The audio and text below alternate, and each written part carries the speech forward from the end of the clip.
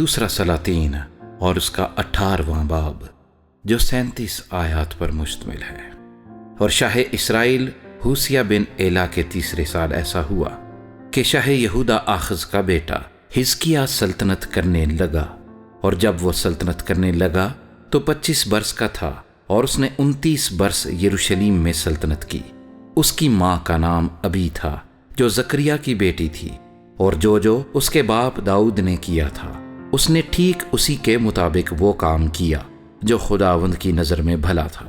اس نے اونچے مقاموں کو دور کر دیا اور ستونوں کو توڑا اور یسیرت کو کاٹ ڈالا، اور اس نے پیتل کے سانپ کو جو موسیٰ نے بنایا تھا چکنا چور کر دیا، کیونکہ بنی اسرائیل ان دنوں تک اس کے آگے بخور جلاتے تھے، اور اس نے اس کا نام نحشتان رکھا، اور وہ خداوند اسرائیل کے خدا پر توکل کرتا تھا، ایسا کہ اس کے بعد یہودا کے سب بادشاہوں میں اس کی مانند ایک نہ ہوا، اور نہ اس سے پہلے کوئی ہوا تھا، کیونکہ وہ خداوند سے لپٹا رہا اور اس کی پیروی کرنے سے باز نہ آیا، بلکہ اس کے حکموں کو مانا جن کو خداوند نے موسیٰ کو دیا تھا، اور خداوند اس کے ساتھ رہا، اور جہاں کہیں وہ گیا کامیاب ہوا، اور وہ شاہ اسور سے منحرف ہو گیا اور اس کی اطاعت نہ کی۔ اس نے فلسطینیوں کو غزہ اور اس کی سرحدوں تک نگہبانوں کے برج سے فصیلدار شہر تک مارا۔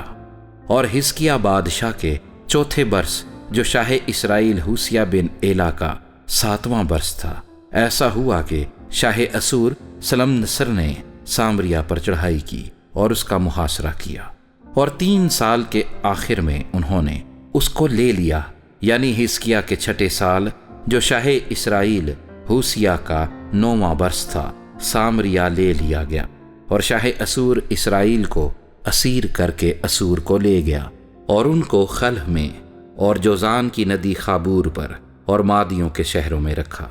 اس لیے کہ انہوں نے خداوند اپنے خدا کی بات نہ مانی، بلکہ اس کے عہد کو، یعنی ان سب باتوں کو جن کا حکم خداوند کے بندے موسیٰ نے دیا تھا، عدول کیا، اور نہ ان کو سنا نہ ان پر عمل کیا۔ اور حزقیہ بادشاہ کے 14ویں برس شاہ اسور سنہیرب نے یہودا کے سب فصیلدار شہروں پر چڑھائی کی اور ان کو لے لیا، اور شاہ یہودا حزقیہ نے شاہ اسور کو لکیس میں کہلا بھیجا کہ مجھ سے خطا ہوئی، میرے پاس سے لوٹ جا، جو کچھ تو میرے سر کرے میں اسے اٹھاؤں گا۔ سو شاہ اسور نے 300 کنتار چاندی اور 30 کنتار سونا شاہ یہودا حزقیہ کے ذمہ لگایا، اور حزقیہ نے ساری چاندی جو خداوند کے گھر اور شاہی محل کے خزانوں میں ملی اسے دے دی۔ اس وقت حزقیہ نے خداوند کی ہیکل کے دروازوں کا اور ان ستونوں پر کا سونا جن کو شاہ یہودا حزقیہ نے خود منڈوایا تھا اتروا کر شاہ اسور کو دے دیا۔ پھر بھی شاہ اسور نے ترتان اور رب سارس اور رب شاکی کو لکیس سے بڑے لشکر کے ساتھ حزقیہ بادشاہ کے پاس یروشلیم کو بھیجا۔ سو وہ چلے اور یروشلیم کو آئے، اور جب وہاں پہنچے تو جا کر اوپر کے تالاب کی نالی کے پاس جو دھوبیوں کے میدان کے راستے پر ہے کھڑے ہو گئے، اور جب انہوں نے بادشاہ کو پکارا تو الیاکیم بن خلقیہ جو گھر کا دیوان تھا، اور شبنا منشی اور آصف محرر کا بیٹا یواخ ان کے پاس نکل کر آئے، اور ربشاکی نے ان سے کہا، تم حزقیہ سے کہو کہ ملک معظم شاہ اسور یوں فرماتا ہے، تو کیا اعتماد کیے بیٹھا ہے؟ تو کہتا تو ہے پر یہ فقط باتیں ہی باتیں ہیں کہ جنگ کی مصلحت بھی ہے اور حوصلہ بھی، آخر کس کے برتے پر تو نے مجھ سے سرکشی کی ہے؟ دیکھ، تجھے اس مسلے ہوئے سرکنڈے کے عصا یعنی مصر پر بھروسہ ہے، اس پر اگر کوئی ٹیک لگائے تو وہ اس کے ہاتھ میں گڑ جائے گا اور اسے چھید دے گا۔ شاہ مصر فرعون ان سب کے لیے جو اس پر بھروسہ کرتے ہیں ایسا ہی ہے۔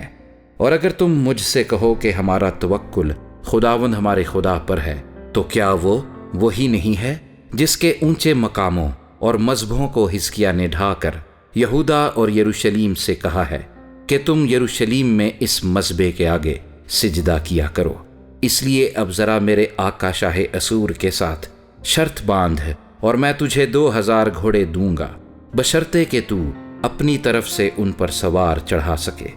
بھلا پھر تو کیوں کر میرے آقا کے کم ترین ملازموں میں سے ایک سردار کا بھی منہ پھیر سکتا ہے اور رتھوں اور سواروں کے لیے مصر پر بھروسہ رکھتا ہے؟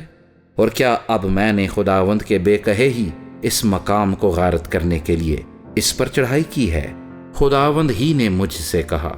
کہ اس ملک پر چڑھائی کر اور اسے غارت کر دے۔ تب الیاکیم بن خلقیہ اور شبنا اور یواخ نے ربشاکی سے عرض کی کہ اپنے خادموں سے ارامی زبان میں بات کر، کیونکہ ہم اسے سمجھتے ہیں، اور ان لوگوں کے سنتے ہوئے جو دیوار پر ہیں یہودیوں کی زبان میں باتیں نہ کر۔ لیکن ربشاکی نے ان سے کہا، کیا میرے آقا نے مجھے یہ باتیں کہنے کو تیرے آقا کے پاس یا تیرے پاس بھیجا ہے؟ کیا اس نے مجھے ان لوگوں کے پاس نہیں بھیجا جو تمہارے ساتھ اپنی ہی نجاست کھانے اور اپنا ہی کارورا پینے کو دیوار پر بیٹھے ہیں؟ پھر ربشاکی کھڑا ہو گیا اور یہودیوں کی زبان میں بلند آواز سے یہ کہنے لگا کہ ملک معظم شاہ اسور کا کلام سنو۔ بادشاہ یوں فرماتا ہے کہ حزقیہ تم کو فریب نہ دے، کیونکہ وہ تم کو اس کے ہاتھ سے چھڑا نہ سکے گا،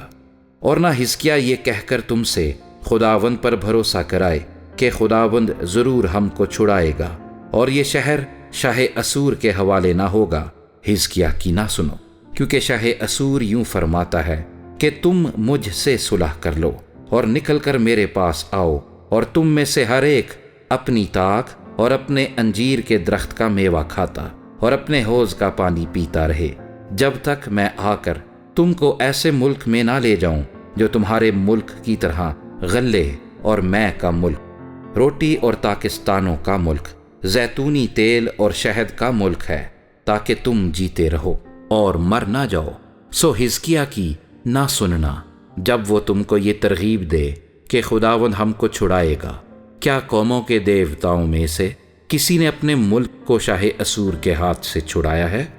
حمات اور عرفاد کے دیوتا کہاں ہیں؟ اور سفروائیم اور ہینا اور ایوا کے دیوتا کہاں ہیں؟ کیا انہوں نے سامریا کو میرے ہاتھ سے بچا لیا؟ اور ملکوں کے تمام دیوتاؤں میں سے کس کس نے اپنا ملک میرے ہاتھ سے چھڑا لیا، جو یہوہ یروشلیم کو میرے ہاتھ سے چھڑا لے گا؟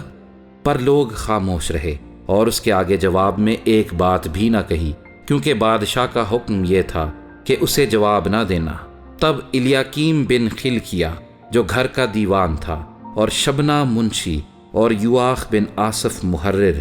اپنے کپڑے چاک کیے ہوئے حزقیہ کے پاس آئے اور ربشاکی کی باتیں اسے سنائیں۔